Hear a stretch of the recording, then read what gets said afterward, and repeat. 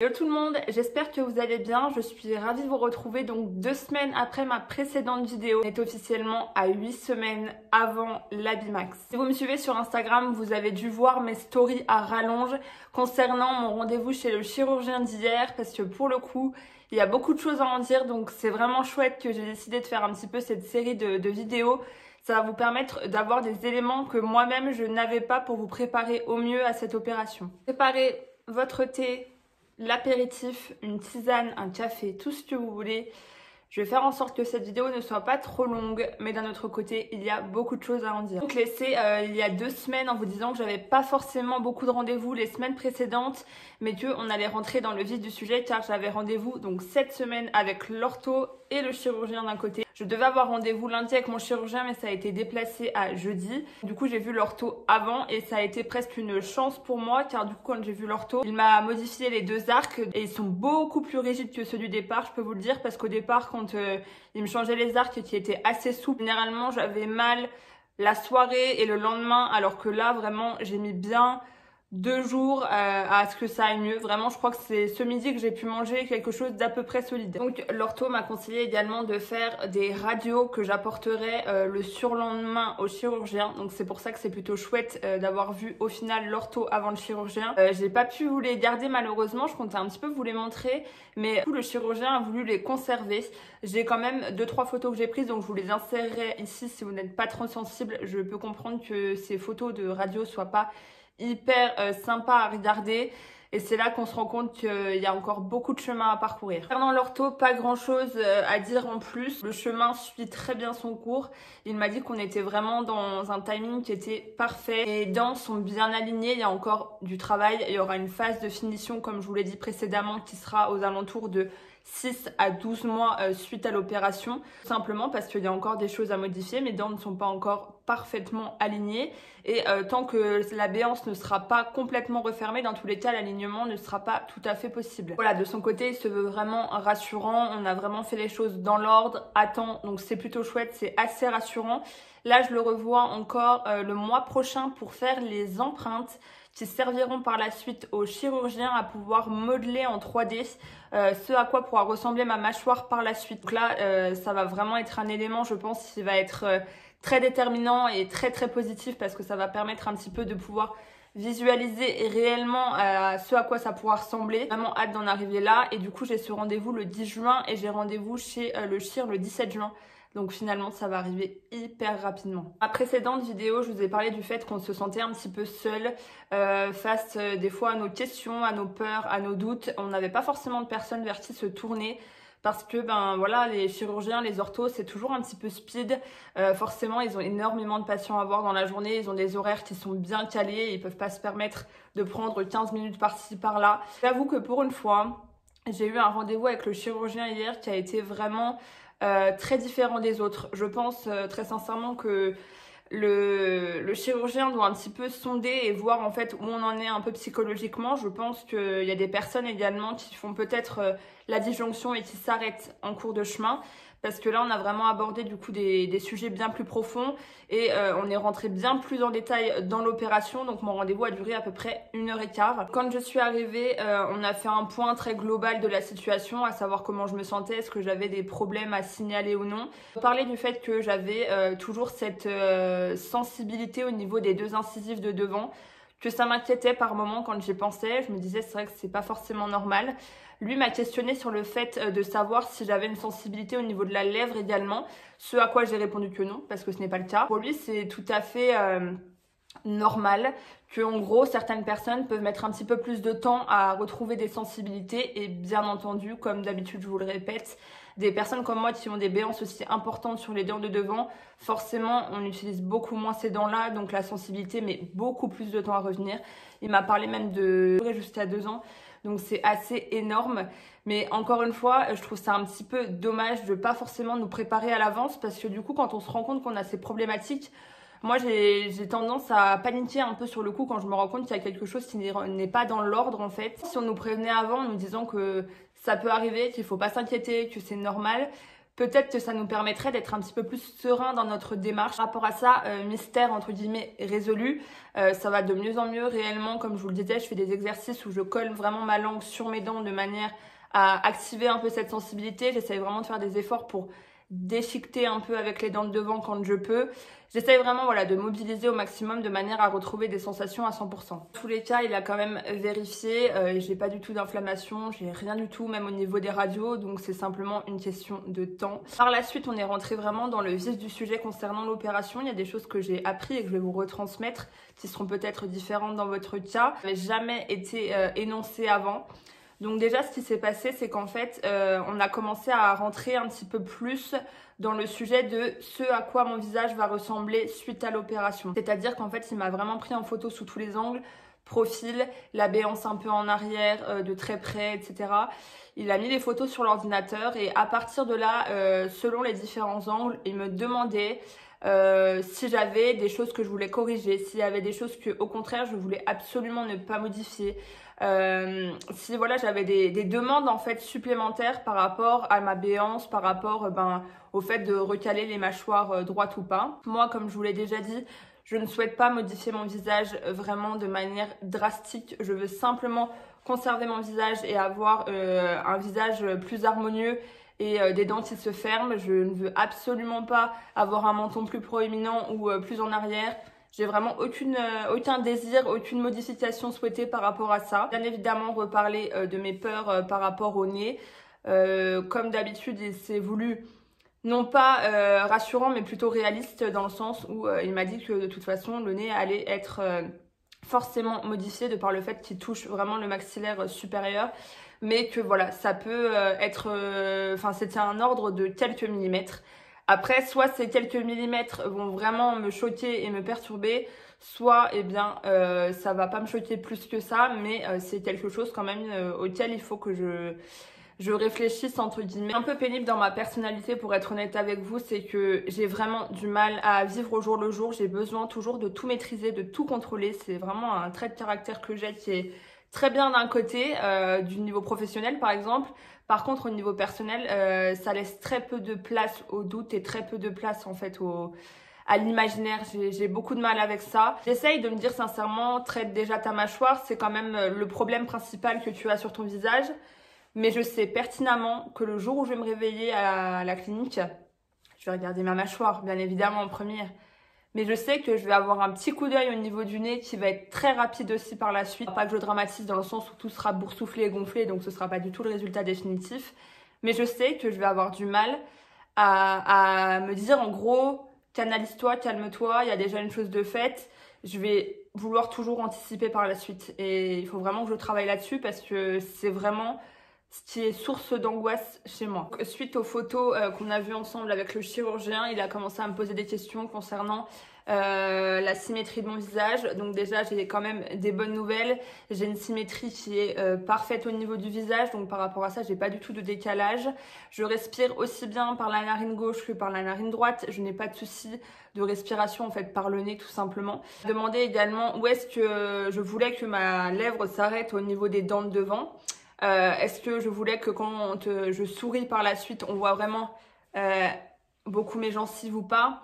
Est-ce que je voulais que ma lèvre recouvre totalement mes dents? Est-ce qu'elles soient un peu tombantes ou est-ce qu'elles soient au milieu? Est-ce que mon menton peut être un peu en avant, etc. Et ça a été très déstabilisant. En fait, j'avais pas du tout vu ça de ce point de vue-là. Je pensais sincèrement qu'en fait, un chirurgien voyait très rapidement... En fait, tiltait très rapidement sur ce qu'il veut faire avec vous, en fait. Tout simplement, je pensais vraiment qu'il faisait à son idée, qu'il faisait à son idéal, j'ai envie de dire. Mais d'un autre côté, ça paraît plutôt logique de questionner quand même la personne. Parce qu'il me dit qu'il y a vraiment des personnes qui veulent avoir un énorme changement. Certains viennent vraiment principalement pour un point de vue esthétique parce qu'ils ne supportent plus leur visage et ils ont vraiment envie d'un gros changement, ils n'ont plus envie de ressembler à ce à quoi ils ressemblaient, alors que moi c'est complètement l'inverse en fait. C'est vraiment parce que d'un point de vue mécanique ça devient insupportable. C'est bien pour ça que j'ai fait traîner autant les choses aussi, c'est parce que bien évidemment ça me complexe de ne pas pouvoir sourire, je vous l'ai déjà dit maintes et maintes fois. Mais si j'ai attendu aussi longtemps, c'est que j'ai réussi à passer outre ce complexe en fait. Là, on est vraiment arrivé sur un point de vue médical où vraiment je peux plus attendre en fait. Je m'étais pas du tout posé ces questions en fait, tout simplement. Et je suis une personne déjà, si j'ai envie d'acheter un pull, je vais mettre 4 ans à réfléchir en me disant est-ce que je le prends, est-ce que je le prends pas, ou à hésiter, ou machin. Imaginez pour choisir si ma lèvre doit arriver à 2 ou 3 cm au-dessus de mes incisives. Je n'en sais absolument rien. En plus, mon visage est tel qu'il est aujourd'hui. Je ne sais absolument pas à quoi il va ressembler par la suite. C'est vraiment réussir à se projeter et c'est vraiment pas du tout évident. Très heureusement, le chirurgien s'est voulu très rassurant. Il donne aussi son avis, ce qui est assez important parce qu'il a quand même un recul aussi de par les précédentes opérations qu'il a pu faire. Il y a quand même des visages qui vont avec d'autres, j'ai envie de dire. Il m'a montré des photos avant-après de personnes qui avaient un visage assez similaire, entre guillemets, en termes de choses à modifier au mien. Donc c'est assez rassurant, mais c'est vrai que je serais plus du genre à donner presque carte blanche parce que j'ai vraiment du mal à anticiper et à visualiser ce à quoi ça va ressembler par la suite. Au niveau des modifications, j'aurai un visage qui sera encore moins long que celui-ci. J'aurai du coup des pommettes un petit peu plus importantes. J'aurai en fait un effet un petit peu lifté à ce niveau-là. Donc le double menton, au revoir. J'aurai également du coup en fait, je vais mettre de profil, ce sera plus simple. Vous voyez, j'ai pas une grosse proéminence en avant alors que je suis prognate, donc j'ai vraiment mes dents là qui sont plus en avant. On le voit quand même bien hein, que j'ai un petit peu le menton, que j'ai un peu les dents qui sont un peu en avant. Je vais jouer sur les deux mâchoires. Je vais avoir cette lèvre là qui va être un tout petit peu plus bombée car elle est un peu inexistante comme vous pouvez le voir. Du moins elle est pas très en avant. Le fait de faire une rotation au niveau des deux maxillaires, ça va certainement me remettre un tout petit peu le menton un petit peu en avant. C'est tout. C'est pas comme si j'avais beaucoup de centimètres en avant ou beaucoup de centimètres en arrière. J'ai vraiment juste une rotation, un jeu à faire entre les deux qui normalement ne sera pas si important que ça. Mais il a été très honnête sur le fait que il ne peut pas prévoir réellement à l'avance en fait. Mais c'est tout à fait normal.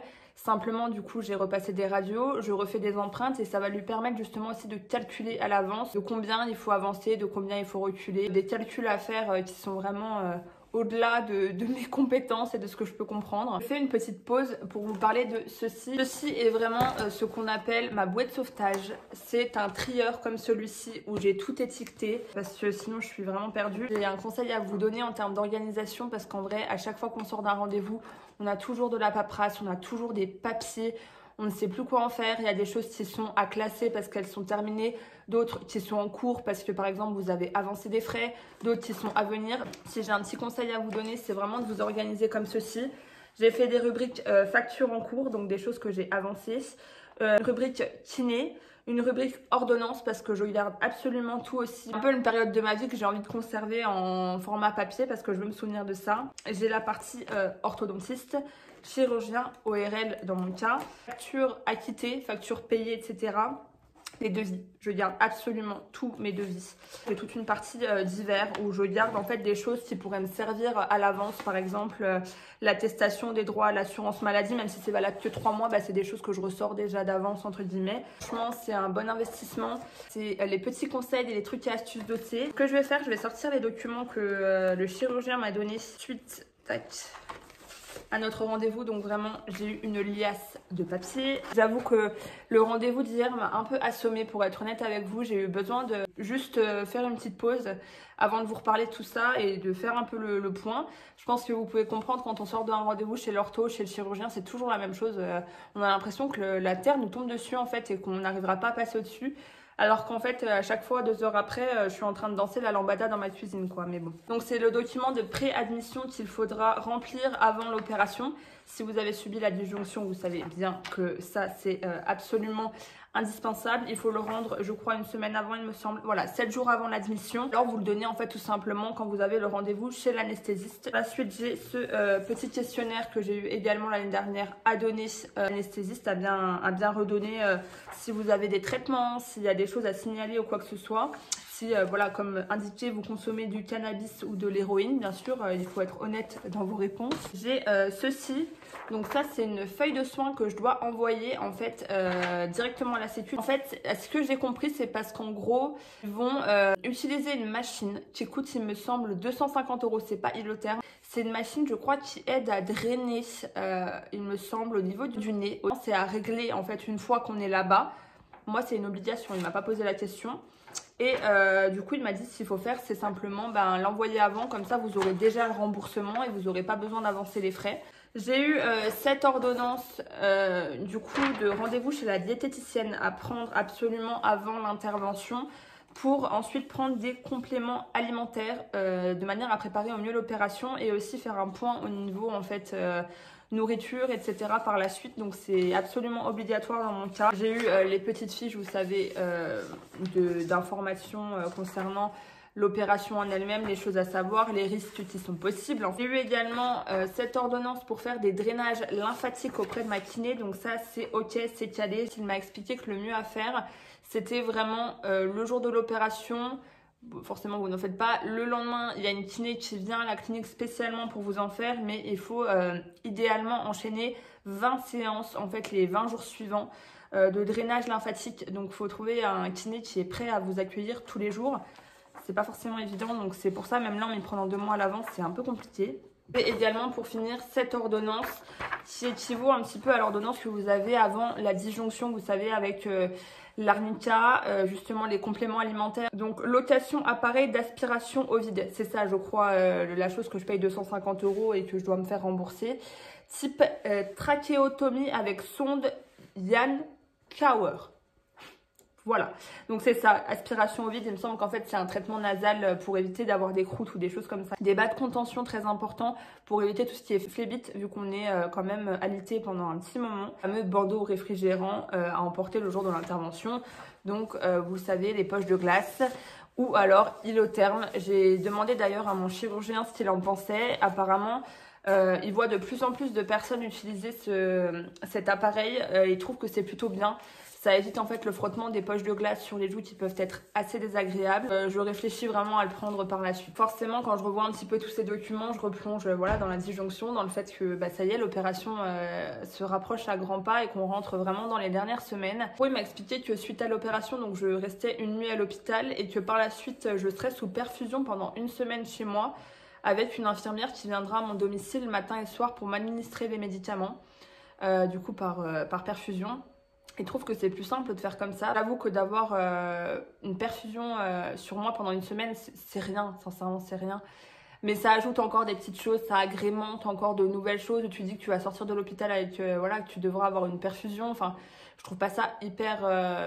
c'est pas l'idéal selon moi. Après, c'est vraiment une chance parce que c'est pris en charge dans l'opération, donc j'ai même pas de frais à rajouter en plus. Certainement un confort quand même du fait d'avoir une personne qui peut s'assurer des bons dosages aussi. C'est vrai que moi la première fois j'avais fait un petit peu n'importe quoi, j'avais vraiment sous-dosé mon traitement et du coup j'attendais d'avoir mal pour prendre s'il fallait prendre. Au final j'ai pas hyper bien géré de ce côté là, donc c'est quand même rassurant, mais ça implique quand même le fait voilà, d'avoir une perfusion et de pas forcément être hyper autonome. Donc voilà où nous en sommes, on approche à grands pas.